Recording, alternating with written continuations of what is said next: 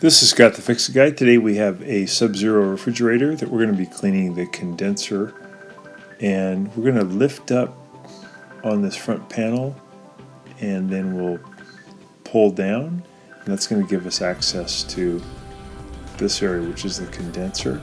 And you can see all this dirt that's built up, and that's limiting how well the refrigerator can get rid of heat. So it's going to run a lot longer and be less efficient. So we're just going to clean this dust off. You can use a lot of different things. There's brushes designed for it. I'm just going to use a paintbrush.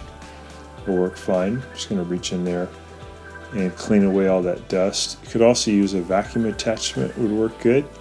But the goal is just to get that all nice and clean, so when you look in there, there's really no dust left. And this could be something that you could do every few months, and it's going to really help your refrigerator to run more efficiently. It's going to save you energy, save you money. And again, I'm just using a paintbrush. I'm standing up on a stool so I can get up there a little bit further, because these are pretty high up, and I'm reaching into this little cavity.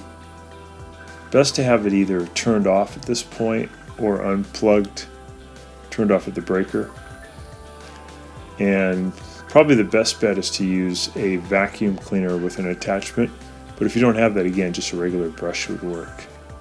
Pretty easy to do. This is a part on the Sub-Zero refrigerator that often gets forgotten because it's kind of hiding behind that panel, so we don't really think about it that much.